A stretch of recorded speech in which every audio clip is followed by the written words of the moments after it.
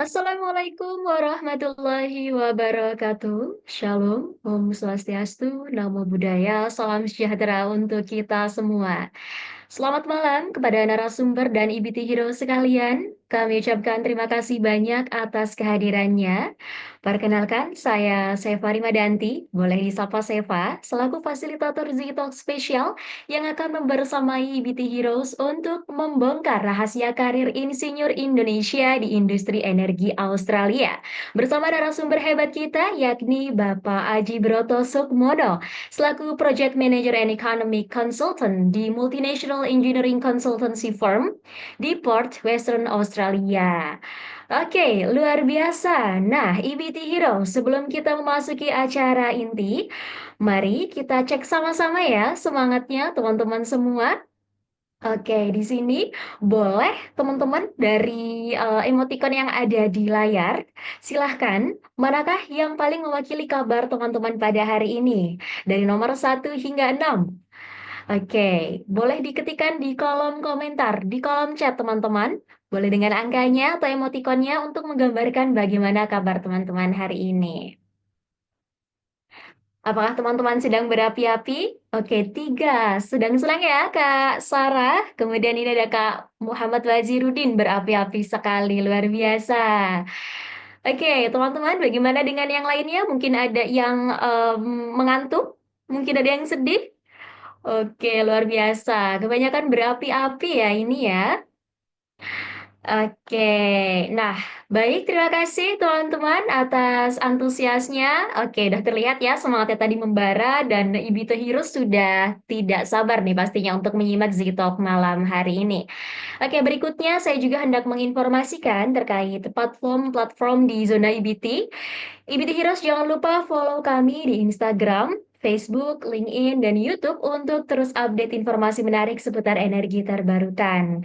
Dan bagi teman-teman yang tertarik mencari sumber bacaan, boleh langsung mengunjungi www.zonaibt.com ya, karena ada banyak artikel terkait energi terbarukan yang sangat insightful di sana.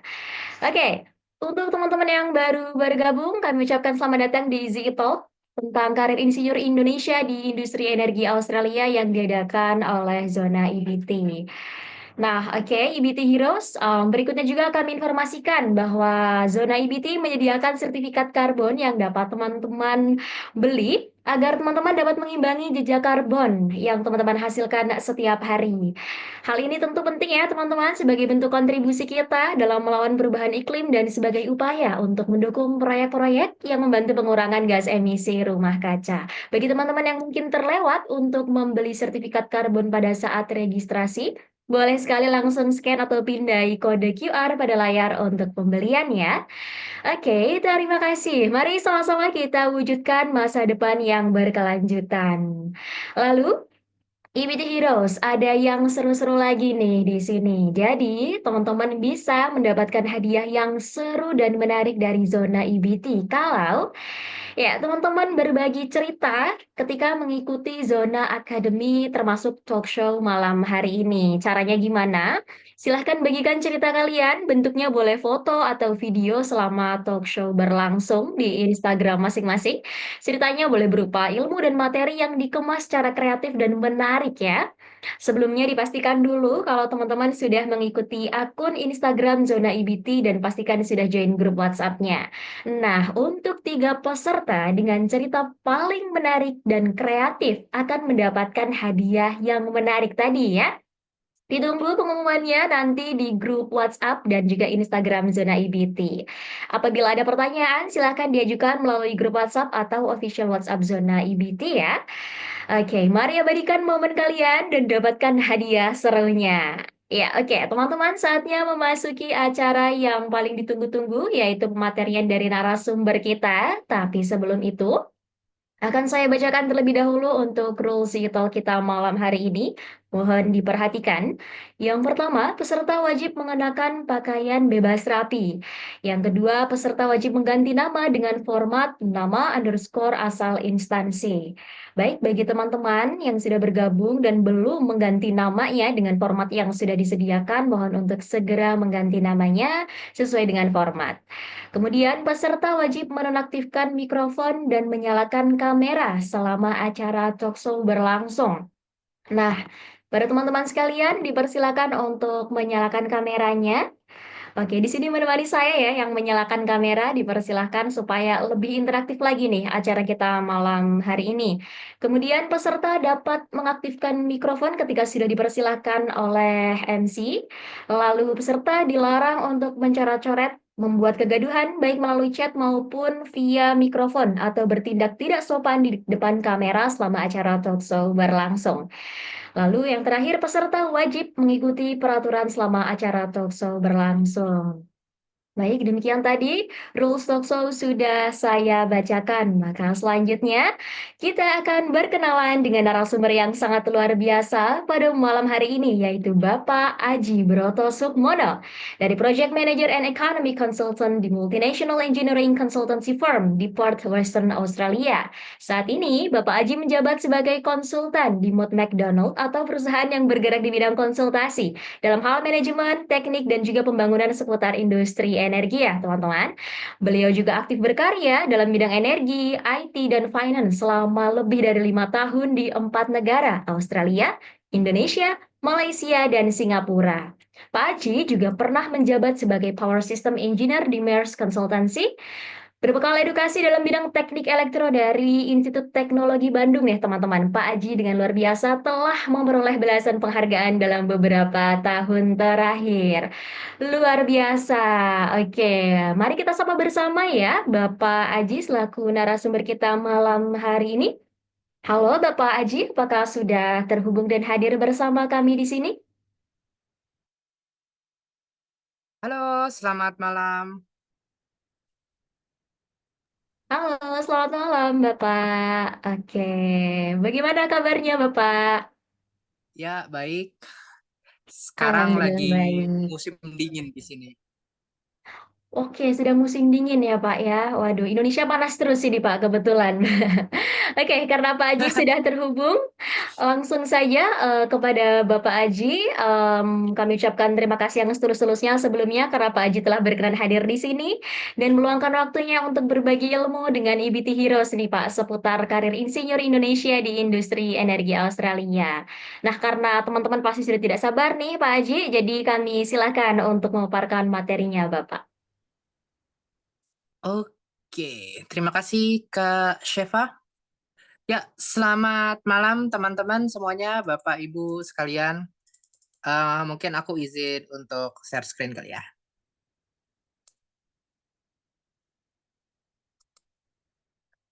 Oke, apakah layarku kelihatan? Sudah kelihatan Pak. Oke, ini ceritanya sekarang kan lagi zamannya AI, jadi jangan pikir ini gambarnya itu saya bikin sendiri ya. Ini murni bikinannya ChatGPT. Nah, oke. Sebenarnya malam ini aku cuma mau sharing-sharing kecil. Kalau di judulnya itu kan bombastis banget ya, sepertinya ya, bongkar rahasia. Nah, sebenarnya bukan rahasia-rahasia banget juga sih. Ini cuma apa namanya overview aja. Yang mana mungkin teman-teman juga sekarang ini banyak ya dengar apa namanya orang-orang dari Indonesia itu bekerja di negara lain dan sepertinya kalau di Indonesia sendiri memang Australia tuh jadi salah satu negara favorit ya buat apa namanya bekerja gitu. Nah, mungkin aku mau ngumpulin opini dari teman-teman dulu nih. Baik opini positif maupun opini yang negatif ya. tentang kalau misalkan teman-teman di sosial media nih, pasti kan banyak banget. Aku lihat akhir-akhir ini kayak apa namanya orang-orang yang, ayo sini kita kerja di Australia gitu. Jadi mungkin sebelum kita masuk ke apa namanya topik utamanya, aku mau coba dengerin pendapat teman-teman dulu. Kira-kira menurut teman-teman kalau misalkan dengar kata-kata bekerja dari Australia, itu apa sih yang teman-teman pikirkan? Baik secara positif maupun secara negatif.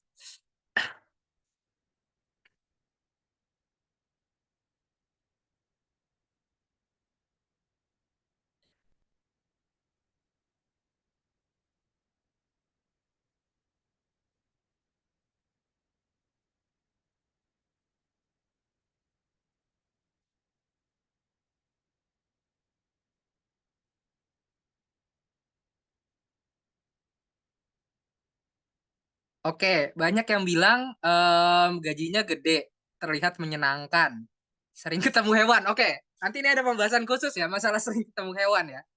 Ini salah satu apa namanya eh dampak negatif terbesar sepertinya yang ada di media sosial. Oke, kalau masalah gajinya besar, tapi teman-teman setuju nggak kalau misalkan biaya hidupnya juga besar? Kayak di sini itu teman-teman makan warteg, sekali makan itu mungkin bisa sekitar 12-15 dolar gitu, 120 sampai 150 ribu sekali makan. Bener kan kalau di Indonesia mungkin kita masih bisa ya 20 ribu gitu udah dapat makanan kenyang gitu. Dan juga untuk rent house, mungkin kalau di Indonesia kita ngekos 2 juta 3 juta bisa dapat, tapi di sini itu mungkin 2 juta 3 juta itu 1 minggu. Jadi 1 bulannya itu bisa ya pasti di atas 10 juta sih biasanya gitu. Kalau terlihat menyenangkan, tergantung orangnya. Bisa jadi menyenangkan, bisa jadi tidak. Nah, kalau sering ketemu hewan, ini sebenarnya tergantung sih, tergantung tempat kerjanya ya. Kalau misalkan teman-teman di City, di Perth, di Melbourne, di Sydney, atau di apa namanya Brisbane, Adelaide gitu, harusnya enggak sih, jarang gitu ketemu hewan. Ya paling maksimal laba-laba lah. Tapi di atas laba-laba kayaknya ular gitu, kayaknya harusnya enggak ya. Harusnya. Jarak antar tempat jauh. Nah ini tergantung tempat juga. Tapi kalau misalkan di Western Australia, yes, jarak antar tempat itu jauh-jauh gitu. Jadi kalau misalkan di Western Australia, teman-teman nggak punya mobil, itu bakal kerasa banget tersiksanya gitu. Jadi banyak orang yang datang ke Western Australia juga, mereka tuh di bulan pertama udah langsung beli mobil. Tapi karena memang juga harga mobilnya mungkin setara sama 1 bulan kerja gitu. Jadi ya habis kerja 1 bulan ya udah langsung dibeli aja mobilnya. Karena kalau nggak ada mobil juga susah mau kemana-mana. Gitu. Ada lagi komentar positif atau negatif dari teman-teman?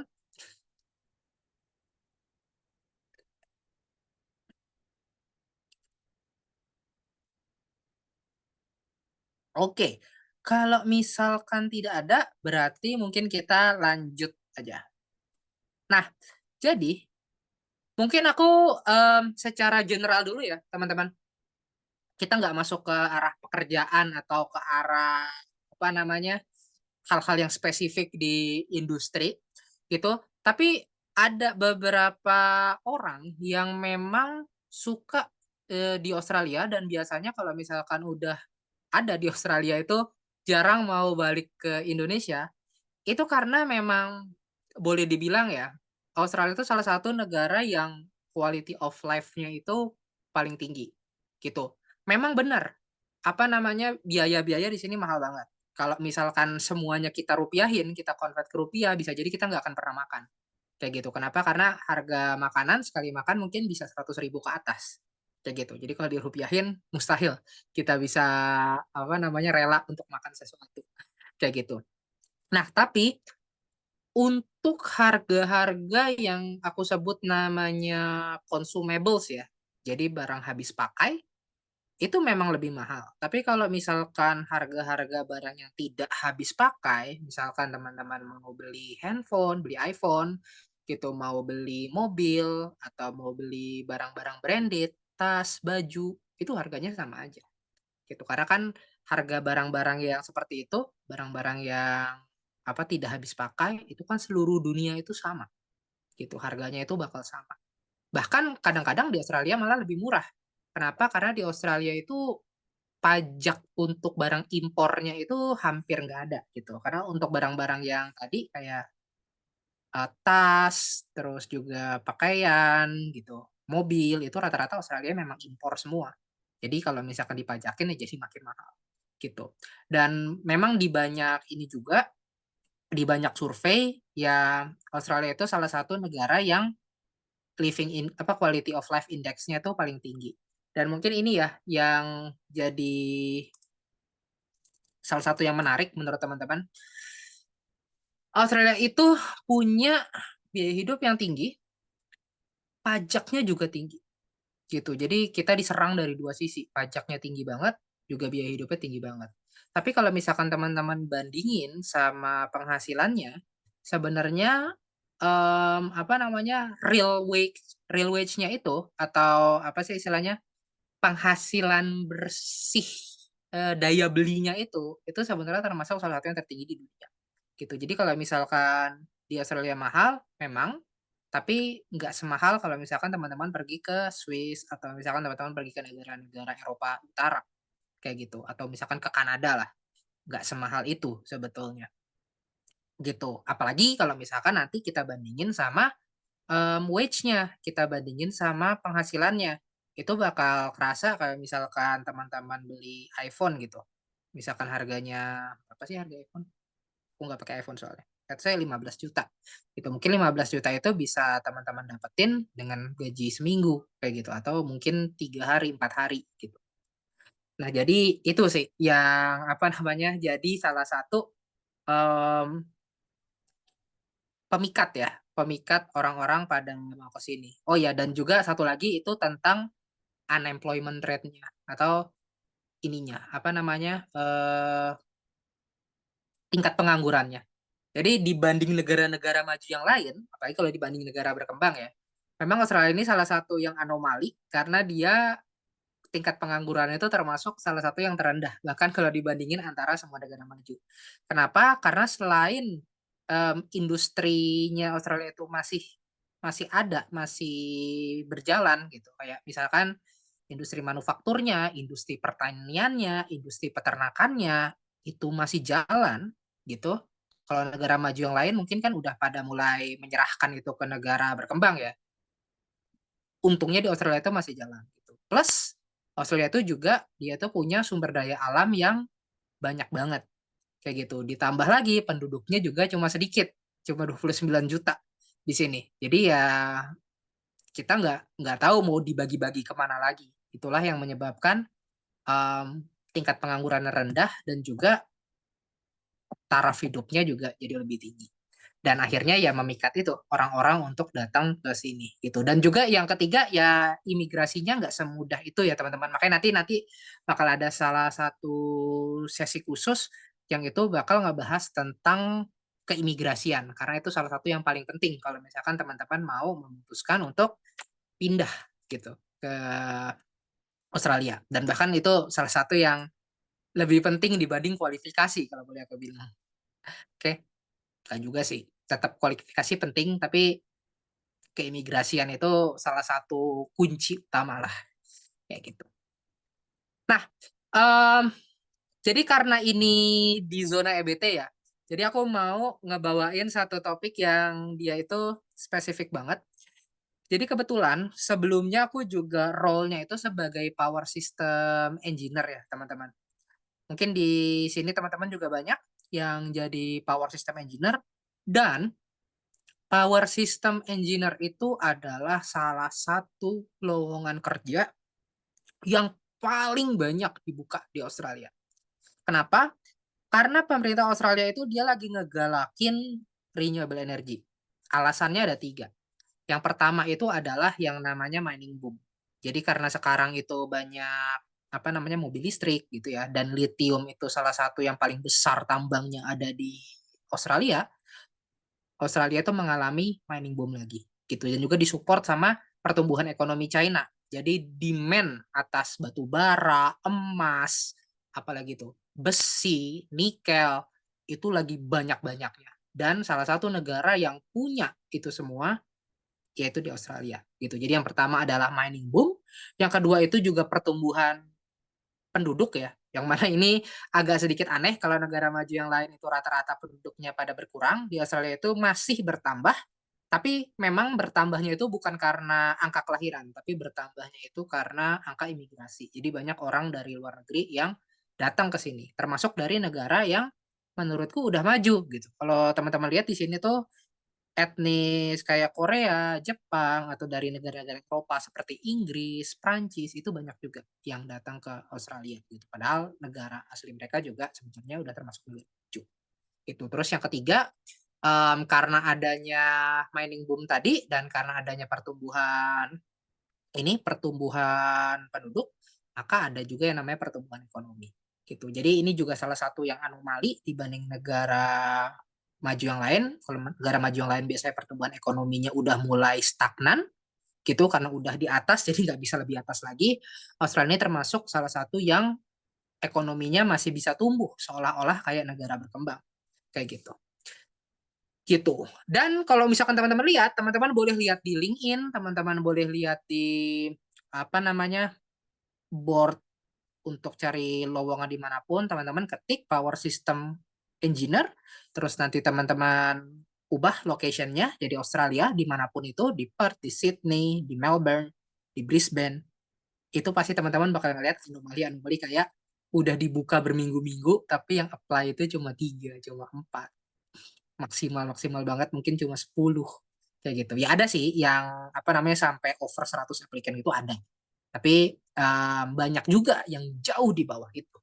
Kayak gitu. Nah, selain tadi ya, mungkin tadi terlalu spesifik untuk power system engineer, tapi kalau misalkan teman-teman pakai kata kunci ini juga demand-nya banyak. Gitu. Jadi kadang-kadang ada juga HR dari perusahaan-perusahaan energi itu yang nggak tahu sebenarnya nama role-nya itu apa sih yang tepat dipasangnya gitu. Jadi kadang-kadang ada yang energi konsultan, sorry kalau energi konsultan itu beda ya. Energi konsultan itu mungkin lebih ke arah pekerjaanku saat ini, yaitu lebih ke tekno-ekonomiknya, bukan ke power systemnya. Terus kayak HV electrical engineer, energy trader, protection engineer, electrical drafter. Kalau drafter itu mungkin lebih yang gambar ya. Renewable engineer ini bisa power system engineer juga, bisa energy consultant. Reliability engineer, substation engineer ini sama kayak HV electrical engineer biasanya kerjaannya.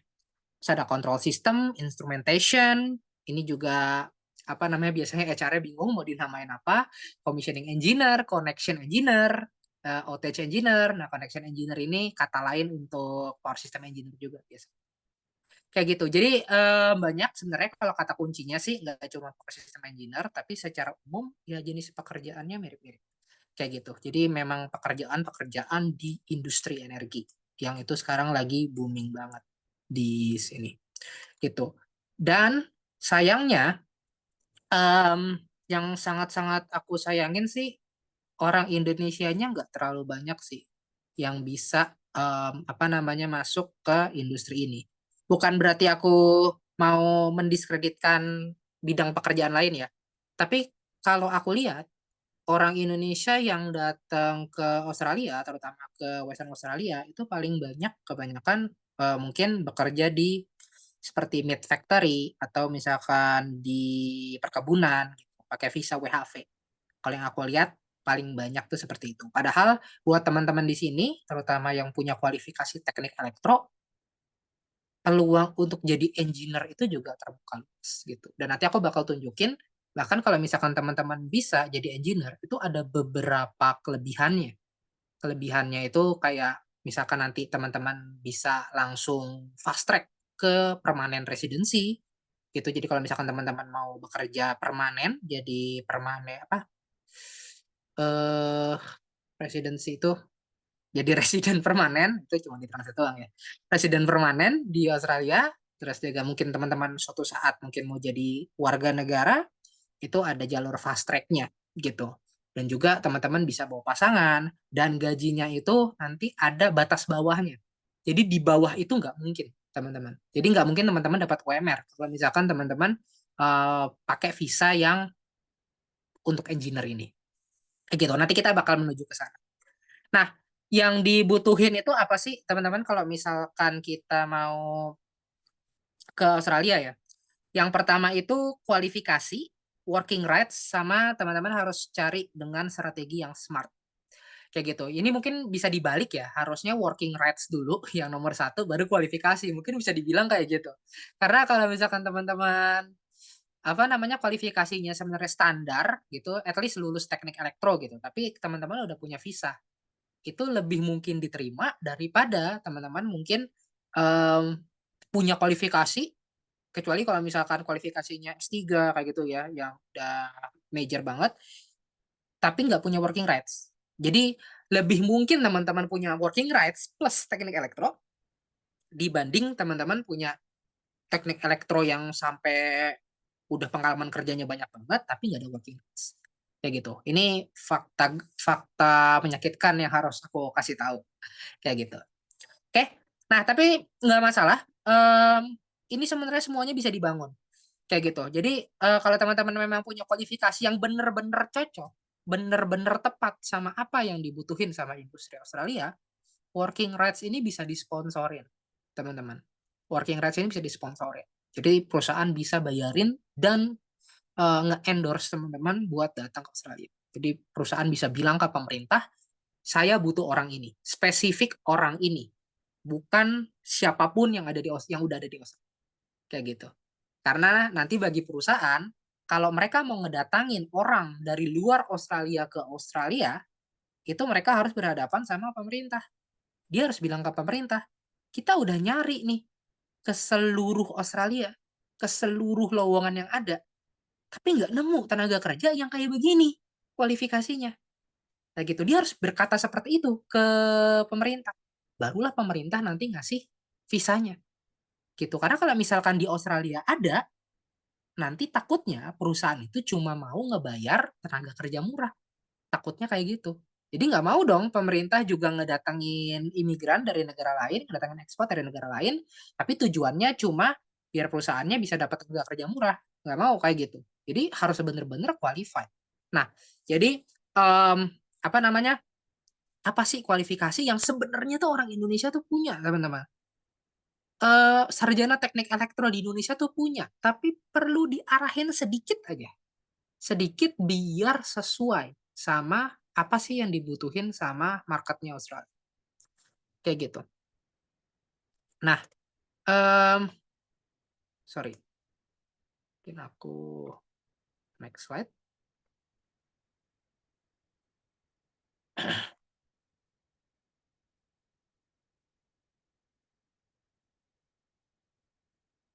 Nah, jadi apa sih perbedaan antara skill set ya yang udah dimiliki orang Indonesia saat ini dan apa sih yang perlu kita tambahin sedikit biar teman-teman itu menarik di mata para recruiter di Australia kayak gitu. Jadi yang pertama, mungkin kalau misalkan ini salah satu perkataan dari bosku ya, teman-teman. Jadi kalau misalkan bosku jujur itu dia lebih memilih kalau rekrut orang dari Indonesia, dia lebih memilih untuk merekrut fresh graduate dibanding merekrut yang udah berpengalaman. Gitu. Dia lebih milih kita cari aja best of the best yang ada di Indonesia, kita bawa ke Australia dibanding yang udah berpengalaman. Kenapa? Karena ada satu mindset utama yang agak sulit dipisahkan dari insinyur elektro di Indonesia, yaitu mindset monopoli. Karena yang kita tahu kalau di Indonesia, mungkin kita cuma punya satu sistem operator yang sekaligus market operator, yaitu PLN. Itu ini mohon maaf kalau ada yang bekerja di PLN juga. Sementara kalau misalkan di Australia dan ada juga di beberapa negara lain ya, itu kita menganut sistem kelistrikan yang liberal. Jadi pasar bebas. Yang mana di pasar bebas itu nanti dia terpisah role-nya. si market operator itu punya berdiri sendiri. Market operator itu dia yang mengawasi ini ya, jual beli listrik. Jadi nanti listriknya kayak saham, teman-teman.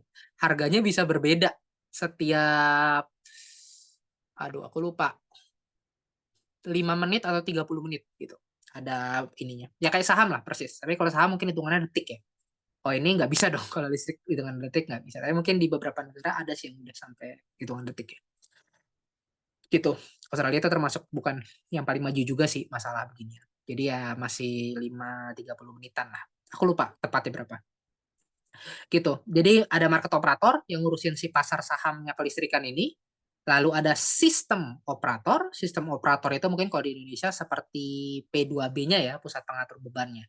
Jadi nanti si sistem operator ini dia yang mengatur em, apa namanya kalau misalkan nyuruh para para generator itu untuk dispatch. Dia juga biasanya yang mengatur apa namanya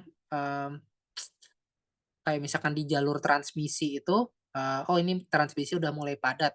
Kita butuh upgrade di sini. Itu yang menginisiasi kayak gitu juga dari sistem operator.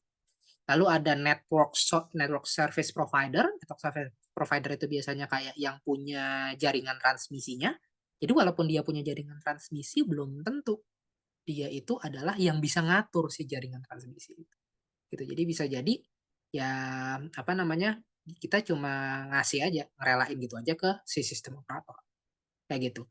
Dan banyak ya yang lain. Mungkin kalau di Indonesia itu udah mulai juga untuk pembangkit ya. Kita kan punya IPP juga ya, Independent Power Producer.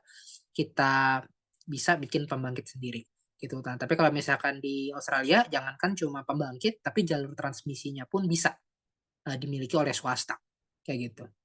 Nah, terus apa namanya pengetahuan tentang operasinya juga, sistem operationnya kayak gitu.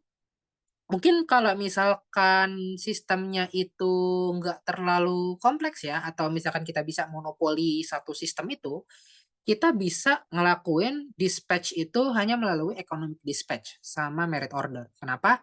Karena biasanya kalau misalkan di sistem tenaga yang marketnya itu nggak kompleks, harganya itu bukan berupa harga bidding. Itu jadi harganya itu biasanya ya memang harga produksi berdasarkan primary fuel-nya. Jadi apa namanya sih sumber tenaga utamanya itu apa gitu. Jadi nanti dari situ ketahuan harga pembangkitannya berapa gitu. Tapi kalau misalkan di pasar liberal itu benar-benar kayak saham, teman-teman. Jadi misalkan walaupun biaya pembangkitannya let's say satu misalkan berapa ya? Misalkan kayak $90 per MWH kayak gitu. Tapi bisa nggak kita ngebitnya misalkan $200? Bisa. Ya paling kalau misalkan ternyata itu kemahalan, ya ya udah berarti apa namanya nggak akan terdispatch itu pembangkitnya. Kayak gitu. Jadi nggak ada yang namanya take or pay di sini. Jadi kalau misalkan ya Anda menawarkan terlalu mahal ya ya udah kita nggak jadi jual. Sorry, kita nggak jadi dispatch ya nggak jadi jual. Kayak gitu. Makanya kalau misalkan di Australia itu kadang-kadang banyak yang dia itu ngebitnya pakai harga negatif, teman-teman. Jadi kalau misalkan buat pembangkit apa namanya? Oh sorry, kalau di Australia itu kayak belum bisa apa namanya ngebit pakai harga minus. Tapi yang aku tahu itu di Eropa, di marketnya Eropa Utara, North Pole itu dia udah bisa untuk ngebit harga negatif. Jadi ya udah kalau misalkan apa namanya harganya tiba-tiba negatif gimana misalkan semua semua aktor yang ada di sana ngebit pakai harga negatif 20 misalkan pas pembangkit terbarukan itu lagi pada produksi semua ya biasanya windnya lagi peak solarnya lagi peak kan biaya produksi buat wind sama solar itu kan technically nol gitu jadi mereka akan untung kalau misalkan ya ya udah apapun yang diproduksi kita jual aja makanya mereka biasanya ngebit nol kayak gitu atau minus biar apa biar kejual semua karena kalau misalkan disimpan gak ada gunanya juga listrik disimpan kayak gitu walaupun ada baterai ya tapi baterai kan mahal juga kayak gitu jadi ya udah apa namanya kita bid harga minus kita jual semuanya kayak gitu dan kalau misalkan nanti tiba-tiba marketnya itu ditutup dengan harga negatif misalkan negatif 10 ya ya udah kita dapat energi malah kita dapat duit juga gitu jadi kita dapat listrik plus duit itu bisa terjadi nggak technically bisa aja terjadi kayak gitu. Nah, tapi kalau misalkan di negara Australia itu biasanya kita udah satu step tadi ya, karena kita pasarnya itu pasar bebas, jadi kita udah harus pakai yang namanya dispatch engine. Dan ketika kita ngomong dispatch engine, ini bukan dispatch engine yang ngurutin merit order, tapi dispatch engine yang dia itu security constraint yang pertama. Jadi kita ketika kita ngedispatch, kita bandingin juga sama kondisi yang ada di lapangan itu gimana. Apakah kalau misalkan kita dispatch satu generator yang ada di satu apa namanya satu zona semua, ya nanti lama-lama overloading si ininya apa kabelnya kayak gitu si transmissionnya. Jadi harus dipikirin juga, nggak bisa di satu zona kita dispatch di situ semua, nggak bisa. Kayak gitu, itu yang disebut namanya security constraint. Dan dispatch engine-nya ini dia ngatur yang namanya harganya tadi. Jadi diambil harga bidding dari setiap ininya, setiap generatornya. Nanti di sana barulah di apa namanya hitung, di optimize. Kira-kira siapa yang berhak untuk nyala gitu di jam sekian sampai jam sekian, misalkan kayak gitu. Oke. Nah, kemudian grid code-nya juga mungkin kalau di SPLN juga apa di grid code kita udah ada ini juga ya, nggak steady state doang, tapi ada juga ya apa dynamic-nya juga gitu. Tapi kalau misalkan di Australia, dynamic-nya itu bener-bener dynamic yang kalau boleh aku bilang tuh kompleks banget gitu. Jadi di sini tuh melibatkan RMS dan IMT analisis. Untuk apa? Untuk kalau misalkan teman-teman punya pembangkit baru dan teman-teman mau koneksi pembangkit itu ke grid. Gitu. Tadi kan marketnya market liberal ya. Jadi siapapun sebenarnya bisa untuk koneksi ke grid. Tapi ya harus mematuhi syarat-syarat tertentu. Jadi nggak bisa sembarangan kita langsung koneksi ke grid. Dan syarat-syaratnya itu banyak. Itulah kenapa power system engineer tadi dibutuhin banyak banget. Karena demand energi semakin tinggi, banyak pembangkit yang mau masuk, dan grid code yang harus dipatuhi itu susah banget. Kayak gitu. Dan kalau untuk di perusahaanku, sekarang kebetulan juga kita banyak nih, mulai nolak-nolakin, apa namanya, pembangkit-pembangkit ya, developer-developer pembangkit yang dia tuh mau ngelakuin grid connection, koneksi ke grid gitu. Kenapa? Karena kita sesimpel udah nggak ada capacity lagi, tenaga kerja kita kurang kayak gitu. Dan kalau misalkan kita mau ngerekrut dari luar, ya itu tadi kira-kira yang direkrut tuh siap gak dengan skill set ini. Jangan kita malah nanti ngajarin dari awal lagi, malah jadi pekerjaan utamanya malah jadi keteteran gitu. Sebenarnya itu yang ditakutin sama banyak perusahaan di Australia gitu. Mereka tuh pengen, nggak ada masalah kalau kita harus mendatangin orang dari luar negeri, tapi ya itu tadi kalau bisa orangnya udah qualified kayak gitu, sangat qualify sesuai dengan apa yang dibutuhkan sama market Australia kayak gitu. Nah, terus untuk pembangkitnya ya, mungkin kalau misalkan di Indonesia masih banyak pembangkitnya itu basisnya tuh synchronous generator, mesin berputar gitu. Baik yang dia renewables maupun non-renewables. Misalkan kalau yang non-renewables kayak uap, gas, diesel gitu. Yang renewablesnya mungkin ada hydro atau air sama geothermal gitu. Tapi walaupun dia renewables, tapi renewablesnya itu berbasis synchronous generator, mesin berputar. Sementara kalau misalkan di Australia, banyak yang basisnya itu udah inverter. Jadi termasuk PLTS, PLTB, sama baterai. Kayak gitu. Yang mana kalau misalkan kita berbasis inverter, ini nanti dynamicnya jauh lebih mumet dibanding synchronous generator. Gitu. Jadi mungkin kalau synchronous generator itu komponen-komponennya generik ya, ada governor, AVR, PSS gitu. Tapi kalau misalkan di inverter, ya nanti komponennya nambah lagi gitu. Dan juga untuk menjaga dia tegangannya, frekuensinya itu jauh lebih rumit kayak gitu. Nah, kemudian ini yang paling penting, teman-teman. Jadi apakah kita melakukan semuanya ini pakai tangan, kita ngitung-ngitung rumus gitu? Enggak, jelas tidak. Gitu. Jadi yang pasti kita pakai software. Tapi aku ngelihat kalau misalkan di Indonesia itu masih banyak banget yang kita itu make etap gitu. Etap ini nggak kepake sama sekali di Australia. Jadi kalau misalkan teman-teman di CV gitu nawarin, oh saya bisa etap, itu nggak menarik sama sekali. Gitu kenapa? Karena kalau di Australia kita makainya Power Factory, PSSI, sama PSCAT. 3 software itu. Power Factory itu biasanya buat di Australia Barat.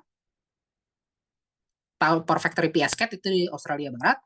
Kalau di Australia Timur itu ada PSSI sama PSCAT. Itu yang kita pakai. PSCAT itu biasanya buat EMT. Kalau yang Power Factory sama PSSI itu buat load flow sama RMS. Kayak gitu. Itu software yang kita pakai. Kita nggak pakai etap sama sekali. Gitu. Jadi mungkin ini salah satu yang apa bisa teman-teman mulai coba pelajari sih dari sekarang kalau mau gitu. Jadi kalau misalkan di teman-teman di CV-nya itu ada Power Factory PSSI atau Power Factory PSCAT, PSSI PSCAT, wah itu mantap. Itu pasti dilirik pertama kali.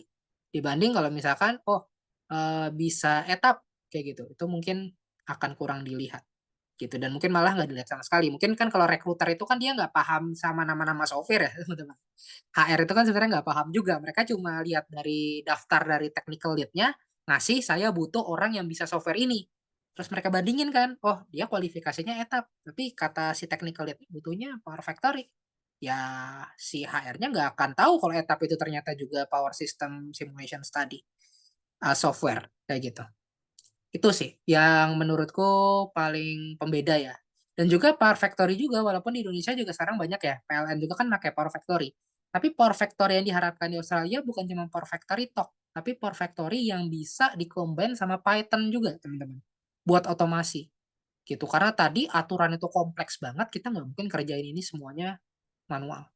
Itu bakal ratusan jam bakal habis kalau misalkan manual. Jadi kita pakai otomasi, kita pakai Python buat bikin itu jadi lebih streamline, bikin itu jadi lebih otomatis kayak gitu. Oke, nah kemudian, nah ini apa namanya yang aku bilang tadi ya. Jadi kalau misalkan di Australia itu dia marketnya itu market liberal, jadi para sistem operatornya itu dia bisa macam-macam, bisa swasta, bisa punya pemerintah kayak gitu. Pembangkitnya apalagi kayak gitu. Jadi sistem operator ataupun NSP ya, network service provider yang punya transmisi itu bisa swasta, bisa nggak bisa gitu.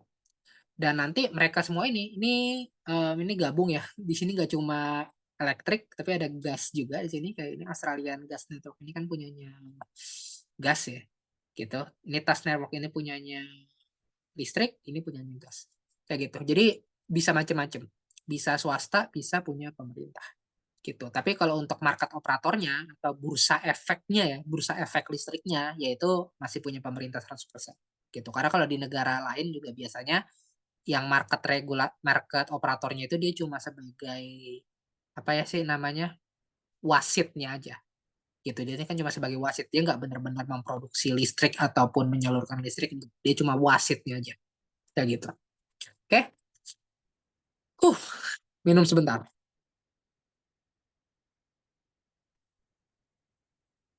Nah, kemudian yang berikutnya tadi kan yang pertama itu adalah untuk ininya ya, teman-teman. Apa namanya kualifikasinya. Nah, mungkin sekarang kita lanjut ke yang tidak terlalu teknis, yaitu working rights-nya atau visanya. Kayak gitu. Jadi di sini aku list visa-visa yang mungkin memang bisa teman-teman dapetin. Ada yang bisa didapetin dengan cara mudah, ada yang bisa didapetin dengan cara butuh perjuangan. Kayak gitu. Oke. Nah, yang mungkin pertama kali apa namanya teman-teman lihat kalau misalkan di sosial media kayak gitu banyak yang mempromosikan yang namanya work and holiday. Aku lupa disebutnya work and holiday atau working holiday. Itu ada 2 visa berbeda. Satu itu bisa buat orang Indonesia, satu lagi itu bukan buat orang Indonesia. Aku lupa. Nanti nanti teman-teman bisa klarifikasi sendiri work and holiday atau working holiday gitu aku lupa. Nah ini memang salah satu visa yang untuk dapetinnya teman-teman itu nggak butuh sponsorship dari perusahaan. Jadi teman-teman bisa apply sendiri gitu. Nanti ada namanya SDUWHV itu kayak apa sih surat rekomendasi dari pemerintah Indonesia kayak gitu. Nanti bisa teman-teman apply sendiri buat visa WHV gitu. Syaratnya ya minimal umurnya itu 18 sampai 30 tahun.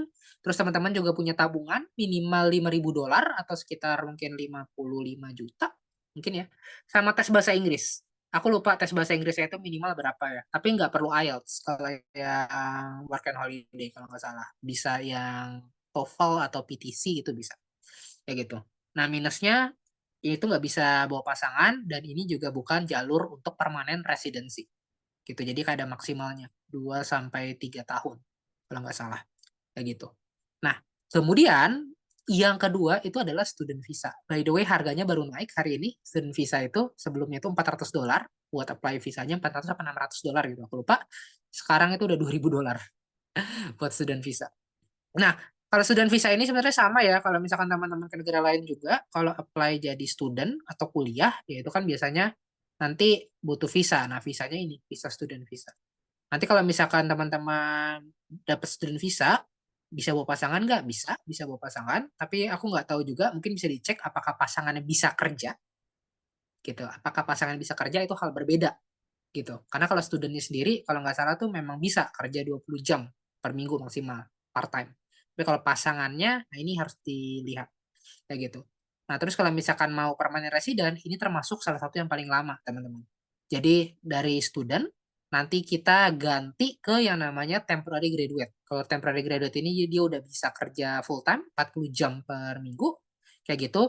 Nanti dari temporary graduate itu pindah lagi ke 482, ke skill in demand, kayak gitu. Atau kalau nggak skill in demand, ya nanti pindah ke bridging visa apa gitu. Jadi kayak dari student ke temporary graduate ke bridging visa baru permanent resident. Ada 4 tahapan. Kayak gitu. Itu salah satu yang paling lama, tapi ini juga salah satu yang teman-teman nggak butuh sponsor. Jadi kalau misalkan udah ini, ya bisa bisa kerja tanpa sponsor. Jadi ini salah satu yang favorit juga, teman-teman. Bahkan kalau di berita-berita sini ya, itu kadang-kadang tuh ada kampus-kampus yang dia tuh nakal. Jadi dia tuh nggak bener-bener belajar, nggak bener-bener ada kegiatan belajar mengajar. Dia tuh cuma ya daftar sekolah biar dia dapat visanya, visa student ini. Kayak gitu. Ada yang kayak gitu. Gitu. Tapi ya balik lagi tadi, itu jalur yang paling lama. Tapi memang nggak perlu sponsor dari perusahaan. Nah, yang perlu sponsor dari perusahaan itu ada dua. Yang pertama ini mungkin lebih gampang didapetin, namanya Skilled Employer Regional, kayak gitu. Jadi regional ini, yang dimaksud regional itu, teman-teman harus kerja minimal kayak berapa bulan, itu di regional Australia. Dan sponsornya teman-teman juga harus dari perusahaan regional, regional Australia. Kayak gitu. Contohnya regional itu di mana sih? Misalkan di pertambangan. Teman-teman mau FIFO, fly in, fly out. Itu biasanya nanti bisa disponsorin pakai skilled employer regional visa. Kayak gitu. Ya, ini nanti dia bisa permanen resident juga, kayak gitu setelah 3 tahun. Dan selama tadi yang memenuhi syarat visa. Syarat visa itu biasanya kayak bekerja selama berapa bulan dalam setahun di regional Australia. Kayak gitu. Di jauh dari kota lah, jauh dari Melbourne, jauh dari Sydney, jauh dari Perth, dari Brisbane, dari Adelaide itu jauh. Kayak gitu. Nah, menurutku yang golden visanya itu adalah visa yang ini. Jadi kalau misalkan teman-teman nanti interview sama perusahaan-perusahaan Australia, coba tanyain visanya subclass apa. Kayak gitu. Kalau misalkan teman-teman dapat 482, great. Itu adalah golden ticket ya teman-teman. Kenapa? Karena kalau misalkan di 482, pertama bisa bawa pasangan nggak? Bisa. Dan pasangan itu bisa kerja full time juga. Pasangan itu bisa kerja full time. Jadi misalkan pasangannya mau kerja jadi PNS di Western Australia gitu, ya bisa, bisa gitu. Dan dia permanent residensinya termasuk yang paling cepat di antara seluruh visa yang ada di sini, yaitu 2 tahun. Jadi dalam 2 tahun, setelah teman-teman kerja, teman-teman bisa apply untuk permanent residency. Dan, nah ini yang menariknya. Kalau misalkan teman-teman apply dengan visa 494 dan 482, yang mana ini adalah dua-duanya visa yang harus, apa namanya, employer sponsor, kayak gitu, gajinya nggak mungkin teman-teman dapat UMR. Nggak boleh sama pemerintah. Minimal-minimal banget gaji teman-teman adalah 73 dolar. Sorry, 73.000 dolar per tahun. Ya gitu.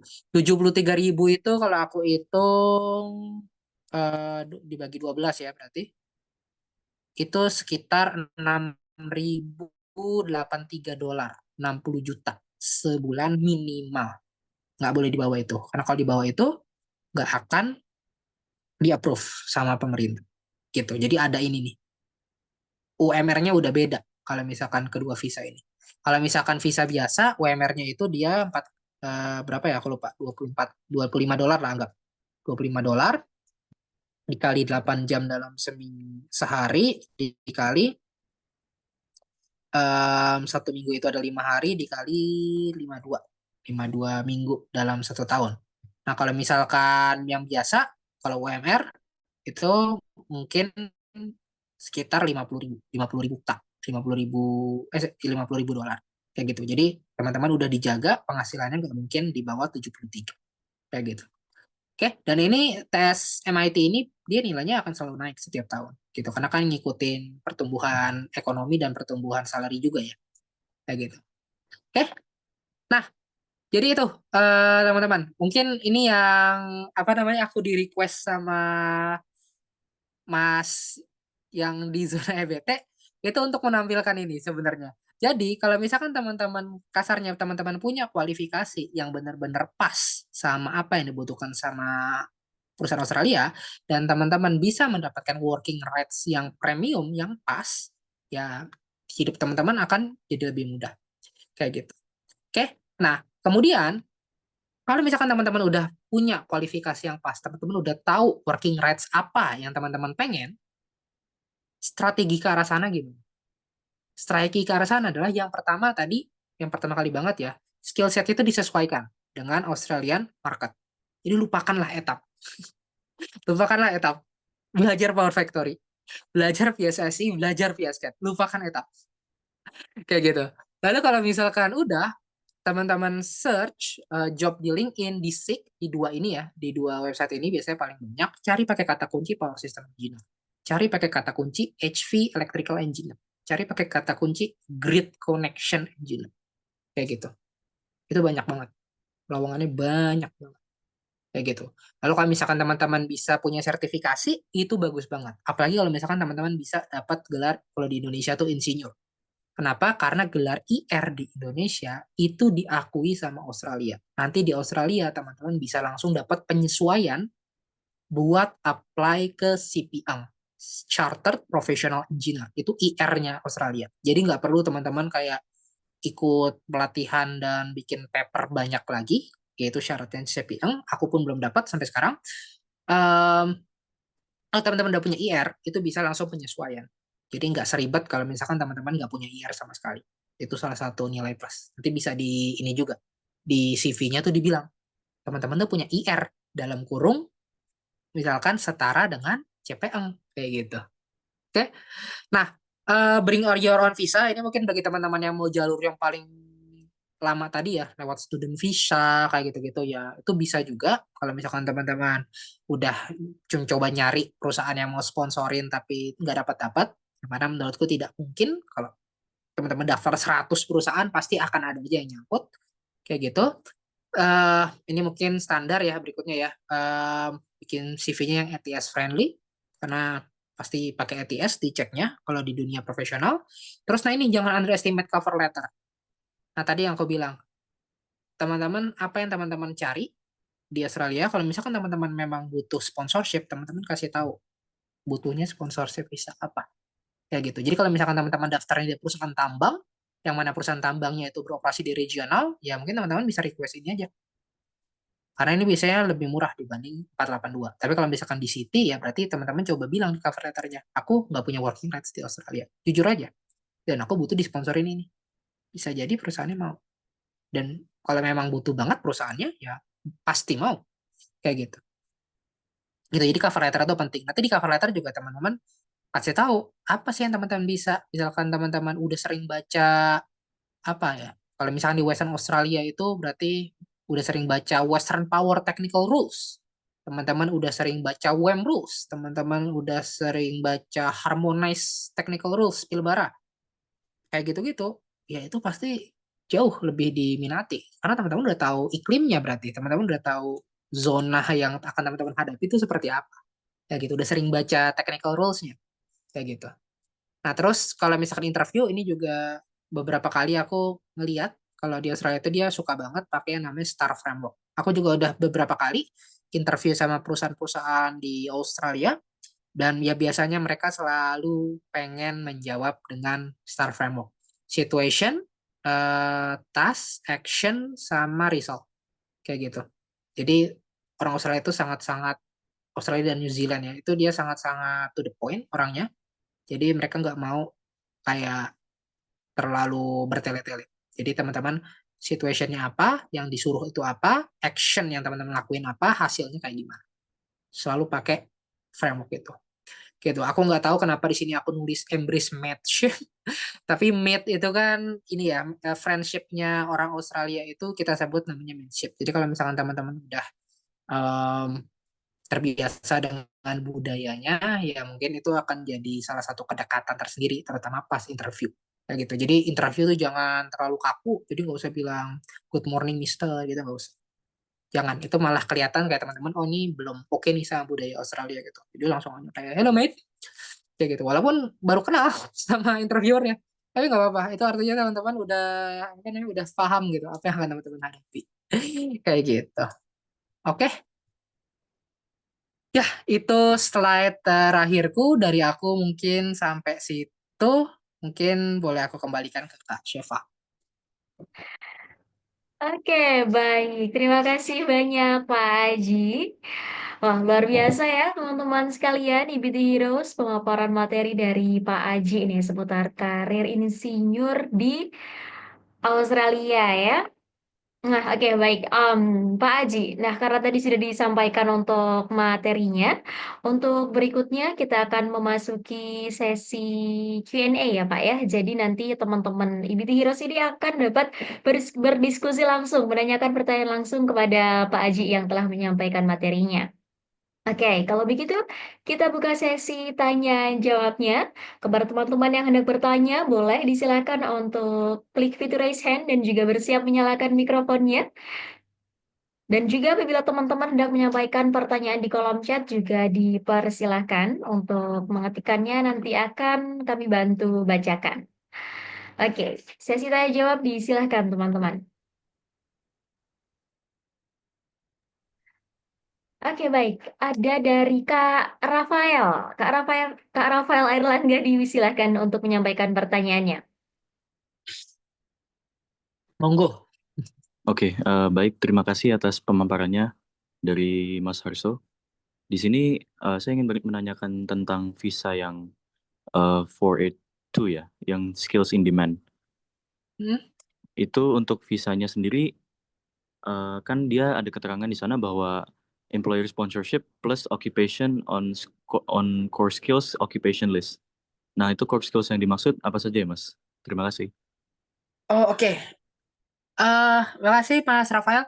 Jujur kalau misalkan core skill-nya itu banyak ya. Jadi kalau saya pribadi nggak hafal. Tapi kalau untuk kasus ini sesuai dengan tema kita itu ada namanya electrical engineer sih. Jadi electrical engineer itu memang dia tuh termasuk ke dalam core skill occupation list. Artinya apa sih? Artinya itu adalah memang skill-skill yang lagi dibutuhin gitu di Australia dan jumlah orang yang punya skill itu tuh sedikit gitu. Jadi walaupun tadi title-nya banyak ya, power system engineer, protection engineer, substation engineer segala macam, itu semua tuh masuk dalam kategori besar namanya electrical engineer kayak gitu. Kalau untuk kita electrical engineer, tapi setahu saya kayak aerospace engineer, mining engineer itu juga ada sih. Oke, Mas. Terima kasih. Oke, baik. Apakah sudah cukup ke arah file? Oke, ternyata sudah cukup. Pak Aji, di sini ada pertanyaan dari Kak Sarah. Di sini saya izin membacakan ya, Pak Aji. Izin tanya, jadi lebih baik bikin working rights dulu atau saat sudah mau keterima kerja dulu ya, Kak? Lalu tadi perusahaan yang bayarin visa itu biasanya jarang atau umum terjadi. Kira-kira bagaimana, Pak Aji? Untuk kita sebagai electrical engineer umum, umum. Aku walaupun jadi ceritanya sih kalau untuk di perusahaanku yang sekarang sebenarnya itu ada unsur ininya juga ya, apa namanya? Aku sebenarnya pernah bekerja di perusahaan Indonesianya juga seperti itu. Jadi ketika aku pindah ini sebenarnya literally nggak pindah perusahaan, cuma pindah negara aja kayak gitu. Nah tapi walaupun begitu, sebenarnya backgroundnya aku tiba-tiba dipindahin ke Australia itu tuh ada karena aku keterima di perusahaan lain di Australia gitu. Jadi dari perusahaan mikirnya kayak daripada nih anak pindah ke perusahaan lain di Australia, ya udah mendingan kita yang pindahin aja kayak gitu.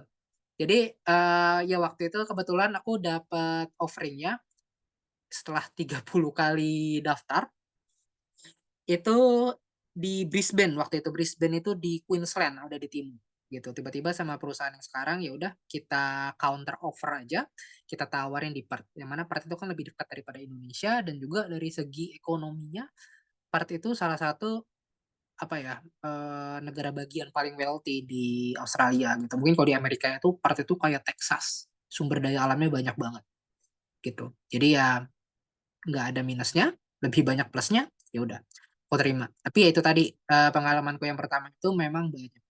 Dan bahkan kayaknya waktu itu nggak cuma satu.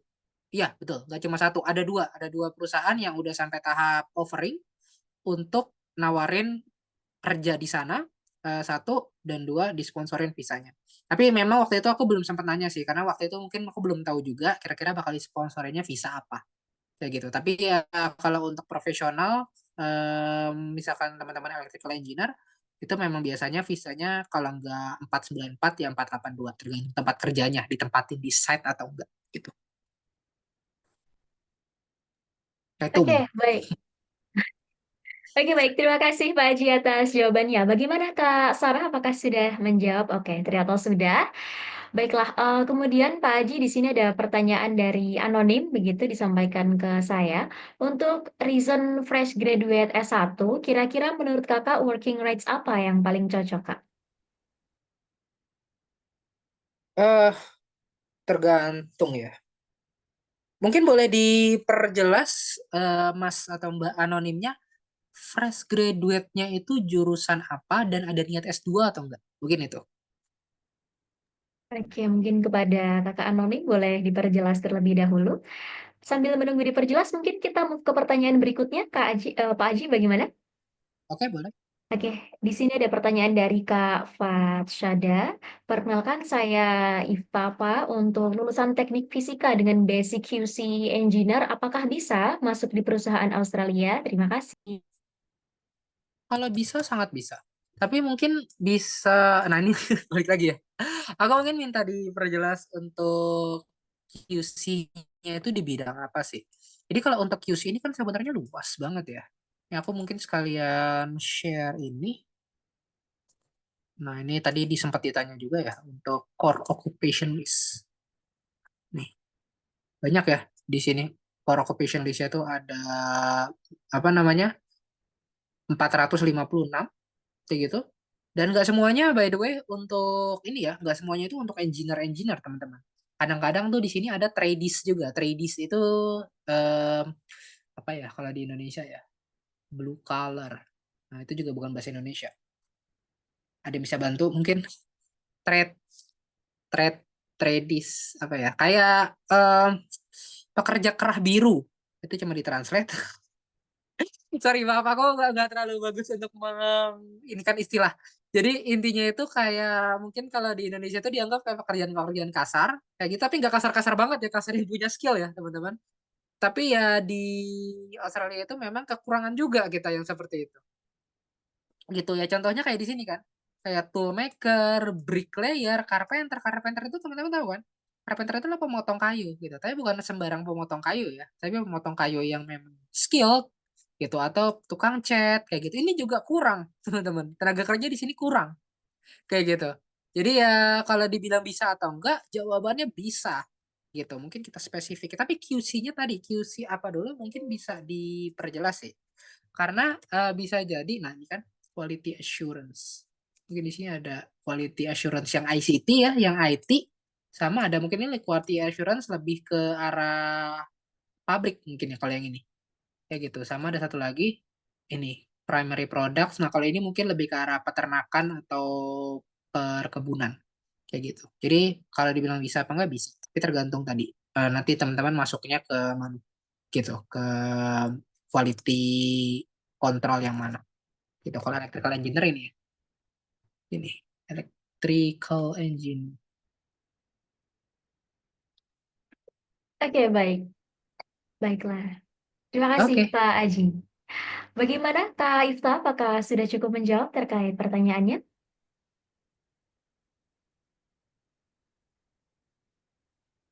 Oke, halo Kak Ifta.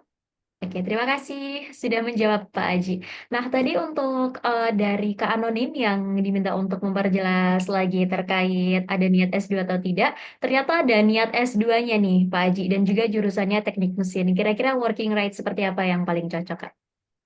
Kalau menurutku kalau misalkan memang benar-benar niat untuk mau ke Australia, ada dua cara. Yang pertama, mungkin bisa dicoba dulu apply ke semua perusahaan yang ada di Australia. Kayak gitu, siapa tahu nanti bisa dapat tadi yang antara visa 482 atau visa 494. Kayak gitu. Kalau misalkan misalkan udah coba kayak 100 perusahaan masih belum dapat, ya cara keduanya menurutku adalah ini em, apa namanya? Pakai visa sendiri, yaitu mulai dari graduate visa kayak gitu. Kayak visa visa pelajar gitu. Nah, kalau misalkan anggap ya, misalkan kita kuliah itu nggak mesti selalu di univ-univ yang bagus kok, nggak mesti selalu yang di Curtin. Kalau di Western Australia ada Curtin sama UWA. Kayak gitu. Mungkin kalau di timur sana banyak lebih bagus ya. Ada apa UNSW, ada Melbourne, Unimelb, ada juga UQ, University of Queensland, ada USyd, University of Sydney, itu banyak yang bagus. Tapi mungkin kalau misalkan bukan yang univ-univ itu, ada juga di Australia itu namanya TAFE. Jadi TAFE itu tuh kayak apa sih namanya? Mungkin kalau di kita itu kayak D3, bukan D3 juga ya.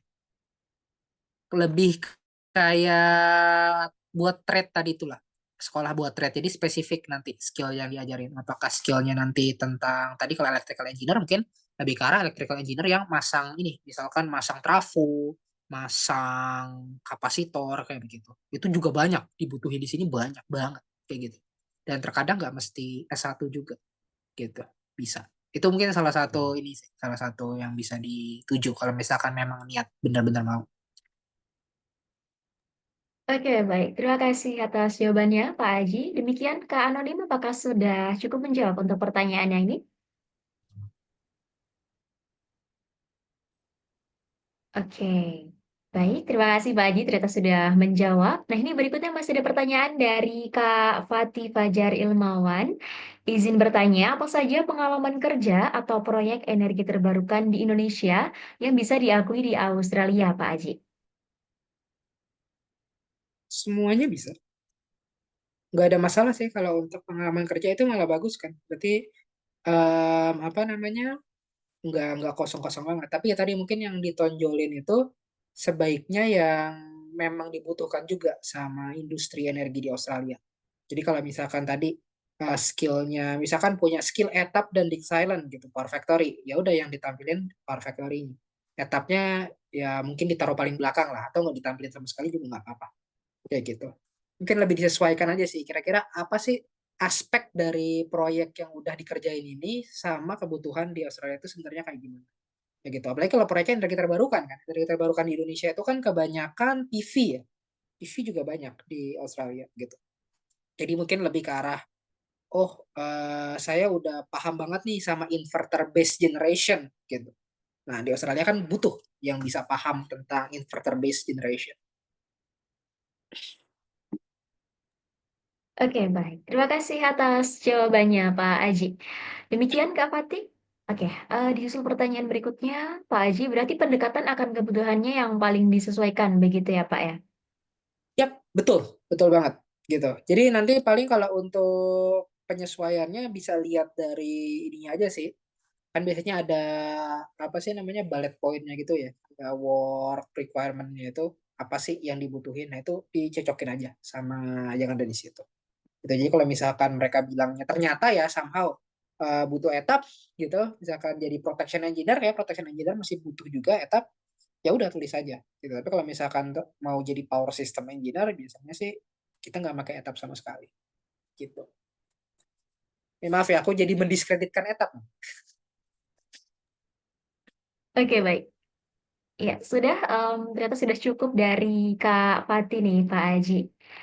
Oke, dari teman-teman yang lain, EBT Heroes, apakah ada yang hendak menyampaikan pertanyaan? Boleh disilahkan. Oke, pertanyaan dari Kak Sarah, Kak, kalau dari pengalaman Kakak untuk kerja di Australia, kebanyakan lebih mudah untuk mulai apply kalau sudah ada pengalaman kerja dulu di Indo, atau fresh grade dengan skill software gitu ya, Kak? Begitu, Pak Aji? Hmm,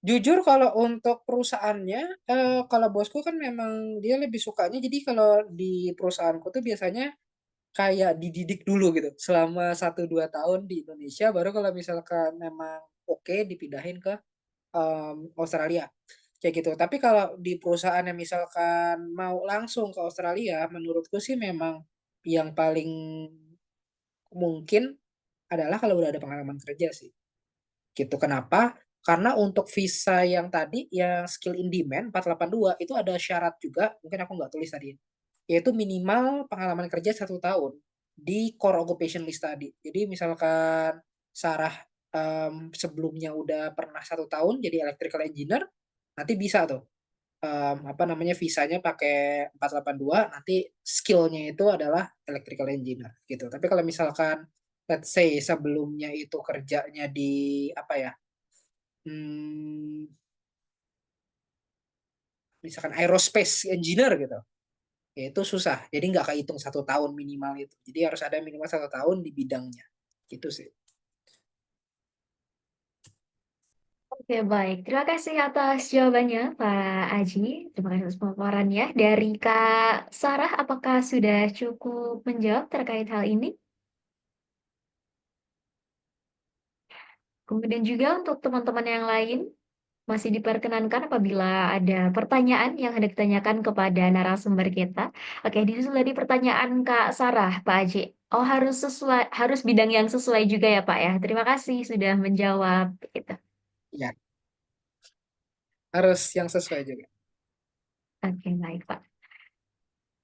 Lalu dari teman-teman yang lain, oke, ada pertanyaan dari Kak Aldi nih, Pak Haji. Apakah untuk harus punya gelar, perlu gelar IR terlebih dahulu sebagai nilai tambah untuk keterima? Bagaimana untuk change yang hanya lulus S1, Pak Haji? Eh, yang pasti S1 itu kan salah satu ininya ya, salah satu requirement-nya ya. Jadi kalau misalkan S1 udah lulus S1 ya itu udah memenuhi requirement buat visa yang 482 kayak gitu. Nah, tapi kalau untuk IR itu ya benar itu nilai tambah. Kenapa? Karena kalau kita udah punya insinyur, nanti di Australia itu kita bisa penyesuaian. Penyesuaian apa? Penyesuaian CPM, Chartered Professional Engineer. Jadi nggak perlu dari awal lagi untuk daftar ke CPM-nya. Nah, itu bisa jadi nilai tambah. Kenapa? Karena terkadang di Australia itu sebenarnya mirip-mirip juga kayak di Indonesia. Kita butuh orang bergelar buat tanda tanganin sesuatu. Jadi kalau misalkan apa namanya ada suatu pembangkit tenaga matahari gitu, habis commissioning, lalu tes hasil commissioningnya kan harus ditandatanganin, di approve kalau misalkan ini tesnya udah selesai dan sesuai sama hasil yang diharapkan. Siapa yang berhak tanda tanganin itu?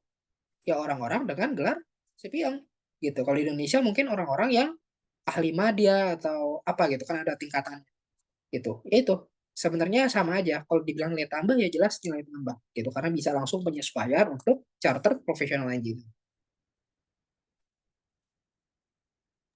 Baik, terima kasih atas jawabannya, Pak Aji. Demikian Kak Aldi, apakah sudah menjawab?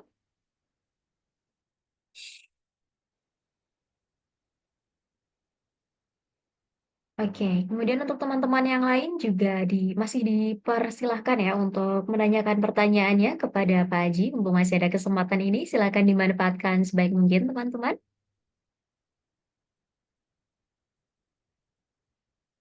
Boleh dengan raise hand atau mungkin diketikkan di kolom chat juga boleh. Oke, konfirmasi dari Kak Aldi sudah cukup, Pak Aji. Terima kasih. Oke, dari teman-teman yang lain?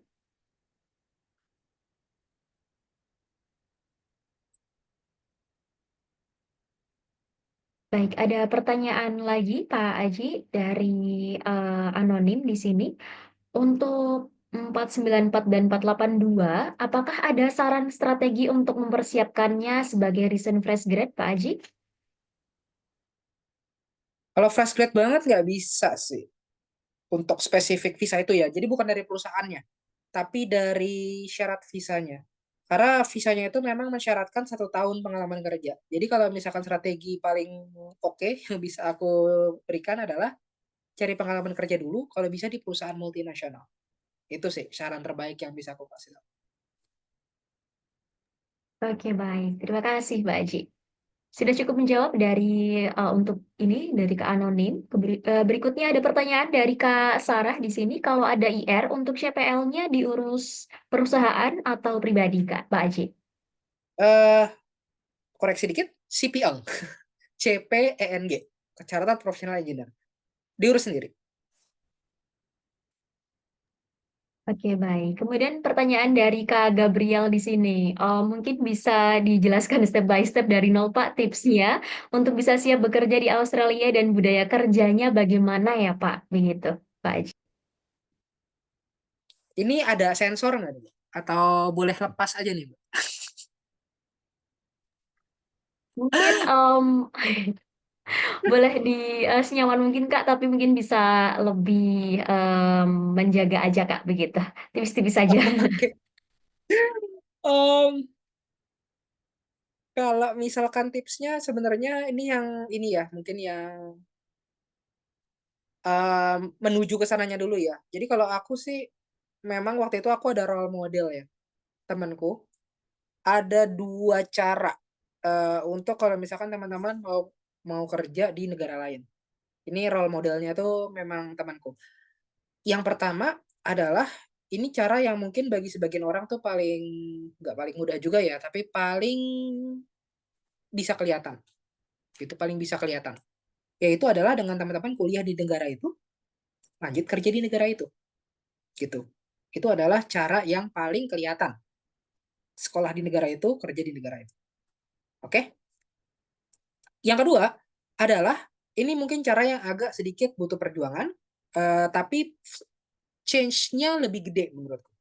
Itu karena kalau misalkan teman-teman kuliah di negara itu, nggak juga sih, nggak lebih gede juga sih, sama aja ya. Tapi mungkin kayak apa namanya, untuk penyesuaian gajinya bisa jadi lebih oke. Gitu. Karena kalau misalkan teman-teman kuliah di negara itu, bisa jadi nanti teman-teman pas masuk ke perusahaan, itu sebagai fresh graduate.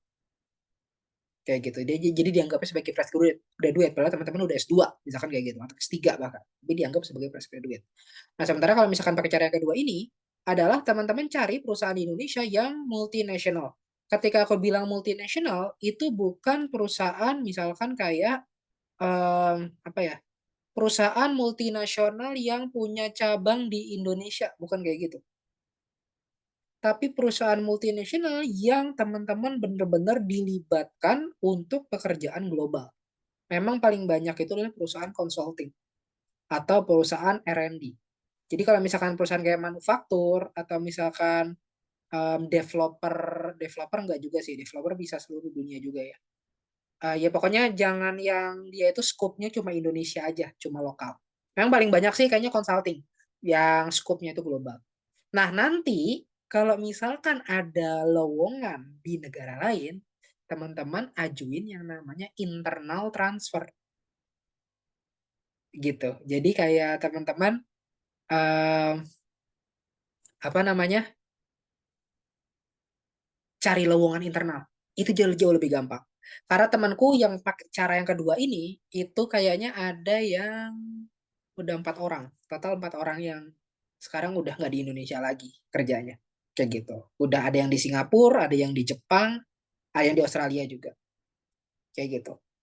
Jadi menurutku cara yang kedua itu adalah cara yang inilah, apa namanya, menurutku ya change-nya lebih gede juga sih menurut. Asalkan barrier yang pertama itu yaitu teman-teman cari si perusahaan multinasional gitu.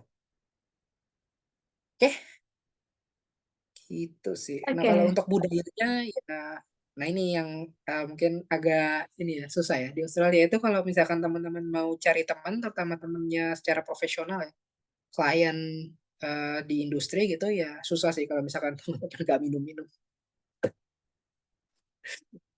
gitu. Jadi memang budaya itunya minumannya itu di sini sangat-sangat luar biasa gitu.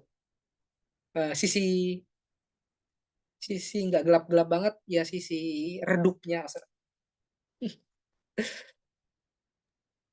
Oke, baik. Terima kasih banyak Pak Aji atas penjelasannya. Bagaimana Kak Gabriel? Oke, ternyata sudah cukup menjawab Pak Aji. Berikutnya ada pertanyaan dari Kak Fatih Fajar. Mas pernah ada shock atau kesulitan nggak waktu peralihan bekerja di Australia terkait kondisi cuacanya? Seperti iklim di Australia begitu ekstrim dan tidak stabil seperti di Asia Tenggara. Bagaimana bisa andal dan nyaman akan dinamika suhu dan kondisi lingkungan di Australia ya Pak? Begitu Pak. Aku mau tunjukin barang kesayanganku. Ini kelihatan nggak ya di ini ya di kamera ya. Ini namanya heater. Ya, jadi ini mengeluarkan udara panas. Jadi kalau misalkan di Australia itu, kenapa sih demand energinya itu tinggi, terutama di musim dingin? Ya karena orang-orang pada pakai benda ini, yaitu heater. Gitu. Jadi kalau untuk kondisi cuaca, ya saranku adalah nggak usah beli jaket dari Indonesia. Ya mungkin satu aja dibeli, terus nanti pas udah di sini baru beli jaket di sini. Kayak gitu. Karena jaket winter di Indonesia satu overprice, harganya terlalu mahal. Kedua juga biasanya tuh lebih ke arah jaket angin sih, bukan jaket dingin, bukan jaket winter gitu. Jadi kalau untuk di puffer-puffer gitu ya mendingan beli langsung di Australia aja. Kayak gitu. Itu untuk masalah cuaca ya. Oh di Uniqlo, Uniqlo juga bagus puffernya. Itu masalah cuaca. Nah terus dinamika suhunya sebenarnya Australia tuh nggak se ekstrim kalau misalkan teman-teman mau di negara-negara Eropa Utara gitu sih sebetulnya ya.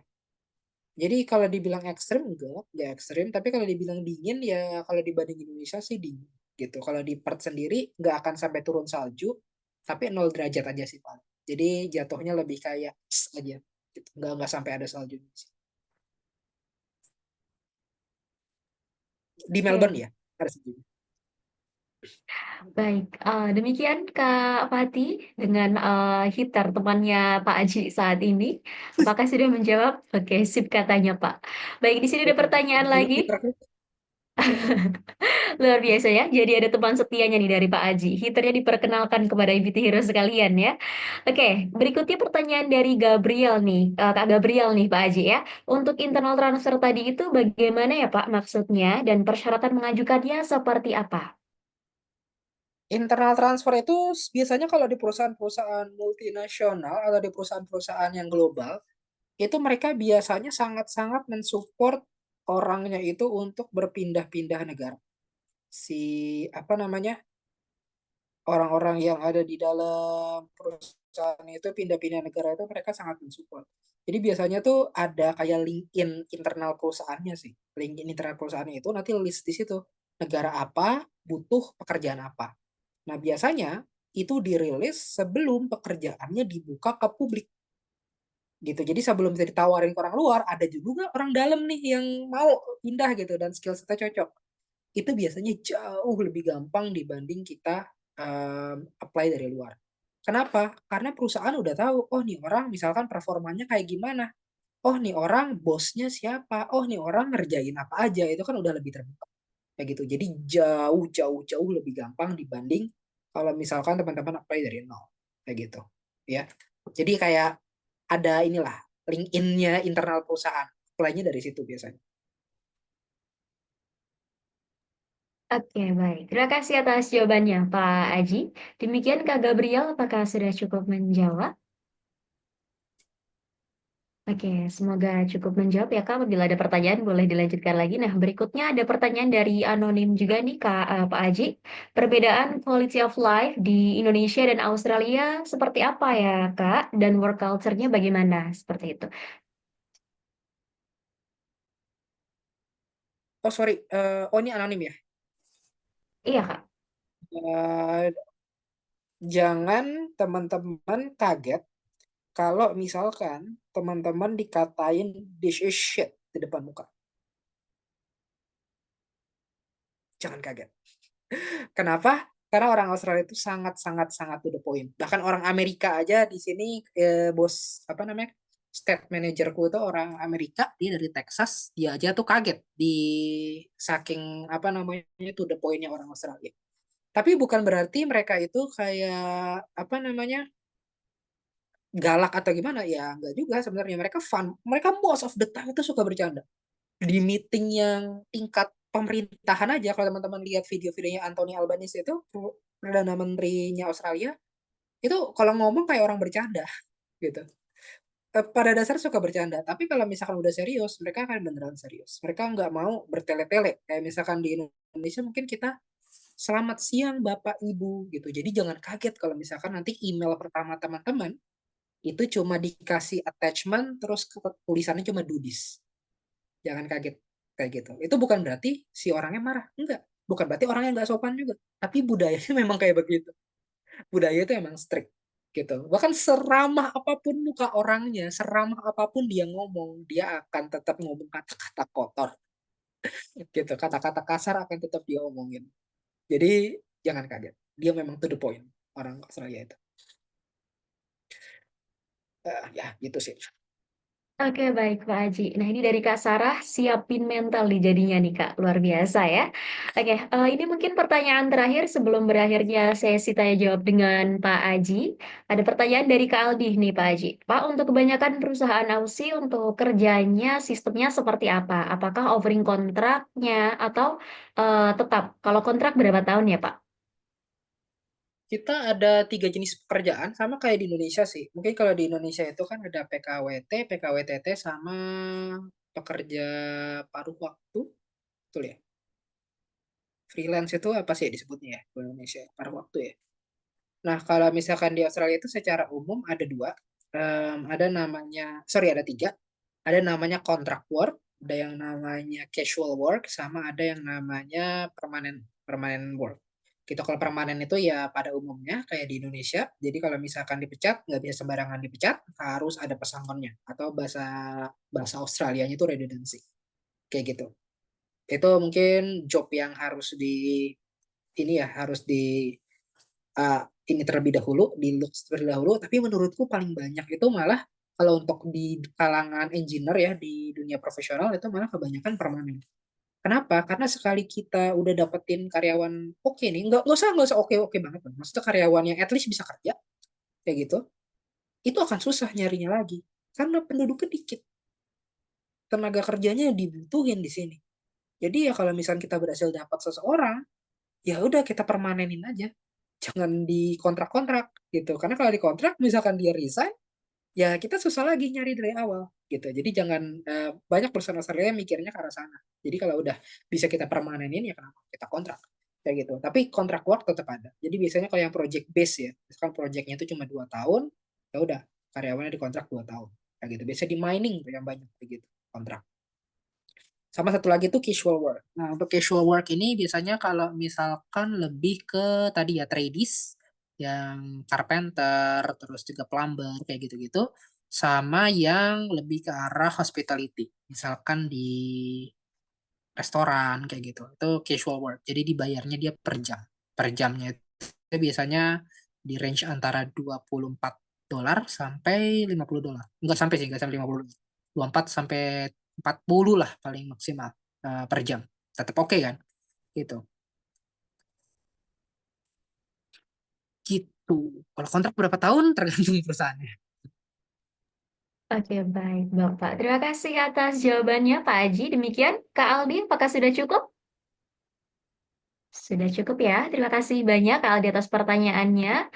Oke, teman-teman sekalian, Pak Aji dan juga IBT Heroes di sini. Pertanyaan dari Kak Aldi tadi merupakan pertanyaan terakhir ya, karena sesi tanya jawab sudah berakhir. Terima kasih kepada seluruh IBT Heroes yang sudah aktif bertanya. Sesi talk show kita dengan Pak Aji juga akan segera berakhir ya. Namun sebelum itu, Pak Aji dimohon untuk menyampaikan closing statement-nya untuk IBT Heroes yang hadir pada malam hari ini, Pak. Silakan. Oh, ini nggak di briefing nih, Kak.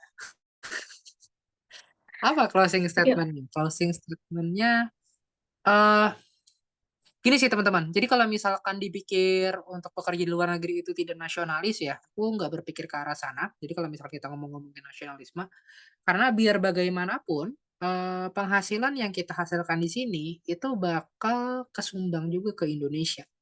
Itu dalam bentuk apa? Dalam bentuk remittance. Kalau misalkan kita transfer uang ke Indonesia, itu kasarnya kan kita meningkatkan ekonomi Indonesia secara cuma-cuma. Kita meningkatkan daya beli di Indonesia secara cuma-cuma gitu.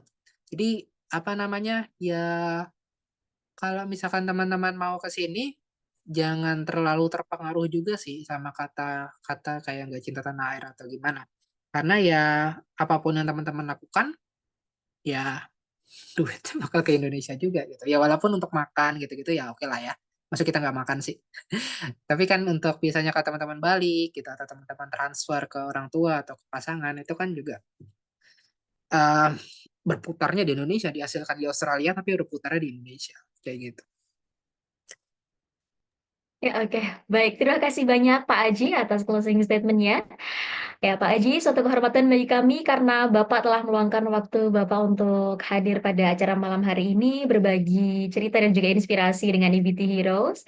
Oke, untuk teman-teman sekalian, mari kita apresiasi Bapak Aji yang telah dengan luar biasa memberikan insight yang luar biasa pada malam hari ini. Boleh dengan emoticon applause ya, teman-teman? Oke,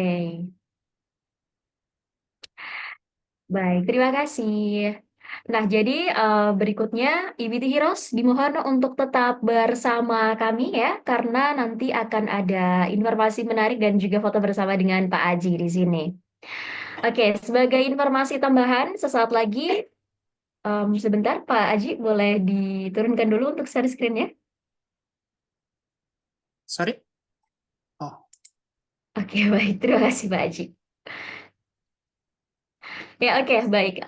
Kemudian di sini teman-teman, untuk informasi tambahannya, jadi sesaat lagi zona EBT akan menyelenggarakan acara juga nih teman-teman. Sebagai informasi, yakni ada bootcamp tentang solar PV pembangunan dan pemasangan, tepatnya pada tanggal 4 hingga 26 Juli mendatang. Maka ayo tingkatkan karir solar PV teman-teman dengan mendaftar dan mengikuti program ini. Oke, silahkan scan untuk mendaftar ya teman-teman. Oke, demikian informasi tambahannya. Nah, EBT Heroes tidak terasa kita sudah berada di penghujung acara nih. Seperti yang sudah saya sampaikan sebelumnya, kita akan berfoto bersama dengan Pak Aji di sini ya. Nah, untuk mengabadikan momen pada malam hari ini, boleh teman-teman sekalian yang belum menyalakan kamera, silahkan dinyalakan kameranya terlebih dahulu. Oke, baik. Terima kasih yang sudah mulai menyalakan kamera. Bagi yang belum, kami tunggu supaya bisa terlihat nih teman-teman nanti di dokumentasi. Oke, mungkin Kak Sarah, Kak Gabriel, Kak Arin, masih kami tunggu. Oke, boleh bersiap-siap dulu yang mungkin mau bersiap-siap. Apabila memang tidak bisa untuk on kamera, mohon konfirmasinya ya Kak ya.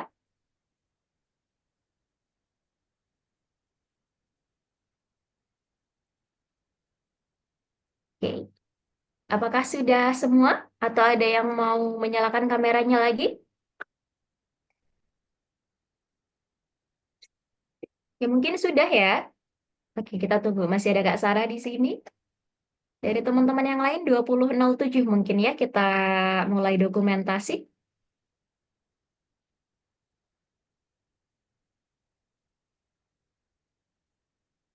Dari Kak Gabriel mungkin boleh. Dari teman-teman yang lain juga boleh sekali. Sambil menunggu 20.07 nih, boleh bersiap-siap terlebih dahulu ya.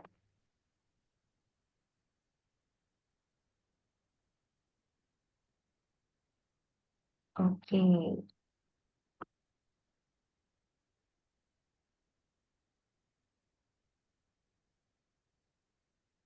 baik. Ternyata sudah 20.07 dan tidak ada lagi yang menyalakan kameranya. Mungkin bisa kita mulai saja untuk dokumentasinya. Boleh bersiap-siap teman-teman, senyum ke kamera. Saya hitung di sini. Oke, 1, 2, 3. Oke, sudah. Terima kasih banyak bagi teman-teman yang sudah menyalakan kameranya. Luar biasa, sudah kami dokumentasikan malam hari ini bersama dengan narasumber kita yang luar biasa yakni Pak Aji. Oke, adapun IBT Hero sekalian juga disilahkan untuk mengisi link presensi dan juga evaluasi yang telah dibagikan di grup ya demi peningkatan performa kami ke depannya. Baik, dengan demikian berakhirlah sudah Z-Talk yang berjudul Bongkar Rahasia Karir Insinyur Indonesia di Industri Energi Australia bersama Bapak Aji Broto Sukmono malam hari ini. Luar biasa. Kami ucapkan terima kasih kepada seluruh IBT Heroes yang telah mengikuti acara malam hari ini dari awal hingga akhir. Kami juga mengucapkan mohon maaf setulus-tulusnya apabila terdapat hal yang kurang berkenan di hati teman-teman sekalian. Oke, akhir kata dari saya Fahri Medanti selaku fasilitator, pamit undur diri.